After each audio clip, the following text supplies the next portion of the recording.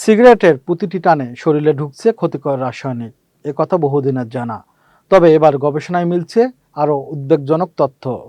ধূমপায়ীদের রক্তে পাওয়া যাচ্ছে মাইক্রোপ্লাস্টিক ও ন্যানোপ্লাস্টিক কণা, যা হৃদরোগের ঝুঁকির সঙ্গে সম্পর্কিত হতে পারে। ইতালির সাপিয়েনজা ইউনিভার্সিটির গবেষকরা 61 জনের রক্তের নমুনা পরীক্ষা করে এই তথ্য পেয়েছেন। গবেষণায় দেখা যায় হার্ট অ্যাটাকে আক্রান্ত রোগীদের 84% রক্তে মাইক্রোপ্লাস্টিক ও ন্যানোপ্লাস্টিক ছিল। হৃদরোগ থাকলেও হার্ট অ্যাটাক হয়নি এমন রোগীদের মধ্যে এই হার 40%, আর সুস্থ রক্তনালীর রোগীদের ক্ষেত্রে তা ছিল 32%। সবচেয়ে চমকপ্রদ তথ্য, অধূমপায়ীদের তুলনায় ধূমপায়ীদের রক্তে উচ্চমাত্রায় মাইক্রোপ্লাস্টিক থাকার সম্ভাবনা প্রায় 6 গুণ বেশি। নিয়মিত বায়ু দূষণের সংস্পর্শে থাকা ব্যক্তিদের মধ্যেও এই প্রবণতা দেখা গেছে।